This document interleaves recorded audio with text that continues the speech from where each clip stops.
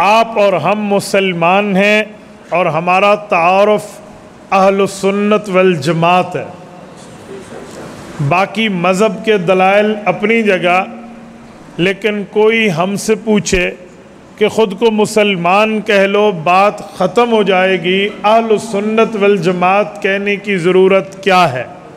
پہلے میں اس بات پہ آپ کی خدمت میں دلیل پیش کرتا ہوں کہ ہم اہل سنت کیوں ہیں، اہل سنت کا معنی کیا ہے، اور خود کو اہل سنت والجماعت کس کا دیا ہوا لقب سے ملقب کر کے کہتے ہیں۔ توجہ رکھنا بھائی، اس میں شک نہیں ہے کہ ہمارا نام مسلمان ہے۔ قرآن کریم نے ہوا سماکم المسلمین کہہ کر ہمارا نام مسلمان رکھا ہے، لیکن مسئلہ یہ ہے اب کچھ لوگ خود کو مسلمان کہہ کر اسلام کے خلاف کوئی ترتیب رکھیں تو پہچان کی بھی کوئی طریقہ کار ہے یا نہیں ہے؟ تو ہے۔ اسلام لاوارث نہیں ہے۔ خود اللہ کے رسول صلی اللہ علیہ وسلم نے فرمایا، جب قرآن کریم سورت نمبر 3 سورت آل عمران آیت نمبر 106 نازل ہوئی تو ہمیں حضور پاک نے نام اہل سنت والجماعت دیا۔ وہ آیت کون سی ہے؟ چوتھے پارے کا دوسرا صفحہ اٹھائیں، رب کریم فرماتے ہیں یوم تبیض وجوہ وتسود وجوہ، قیامت کا دن ہوگا، کچھ لوگوں کے چہرے کالے پڑ جائیں گے، کچھ کے چمکتے رہیں گے۔ صحابہ کرام میں 3 صحابی دل کی تختی پہ نوٹ کر لیں، حضرت عبداللہ ابن عباس، حضرت عبداللہ ابن عمر، حضرت ابو ہریرہ رضی اللہ عنہم، ایک روایت میں ابو سعید خدری رضی اللہ عنہ۔ انہوں نے اللہ کے رسول سے پوچھا، یا رسول اللہ، دنیا میں بھی کسی کا چہرہ کالا، کسی کا سفید، اللہ نے دنیا کی بات نہیں کی، قیامت کی بات کی ہے، آخرت کی بات کی ہے، یوم الحساب کی بات کی ہے، ادھر کالے رنگ سے کیا مراد ہے، سفید رنگ سے کیا مراد ہے؟ حضور پاک علیہ السلام نے فرمایا تبیض وجوہ اہل السنت والجماعہ وتسود وجوہ اہل البدع والضلالہ۔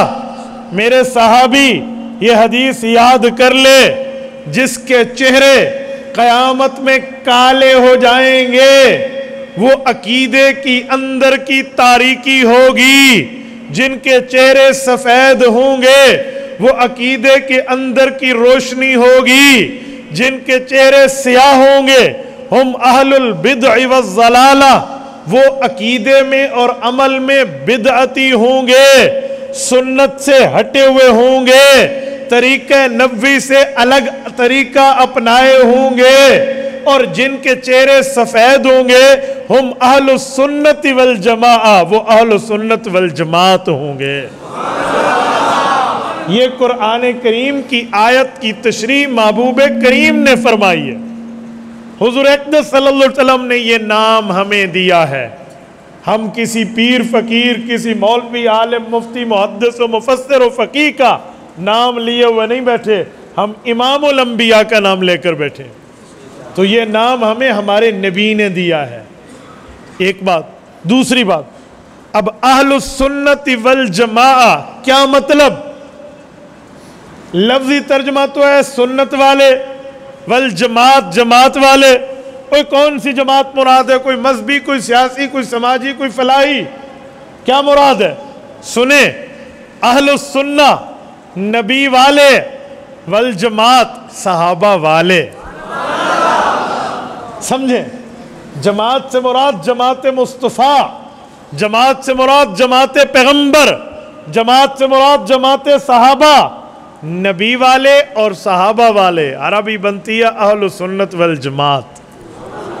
سوال اٹھتا ہے کہ نبی والے میں تو بات ختم ہو گئی تھی، پھر صحابہ والے کہنے کی ضرورت کیا ہے؟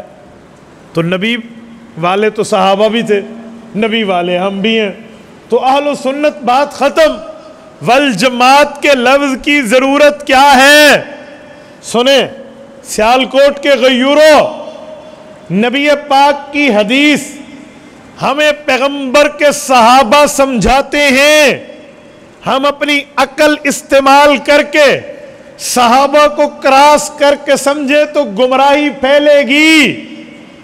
ہم اپنی عقل چلائیں، پیٹ سے مسئلہ نکالیں، 2 نمبری دین میں ڈنڈی مارنے کا کام بنے گا۔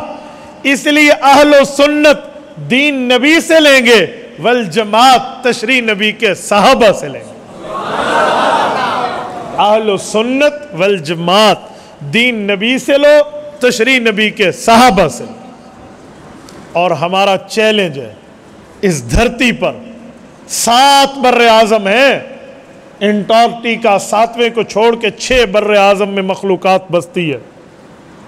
دنیا میں اس وقت 8 ارب سے زائد انسان ماں کی پیٹ سے باہر اس وقت دنیا میں موجود ہیں۔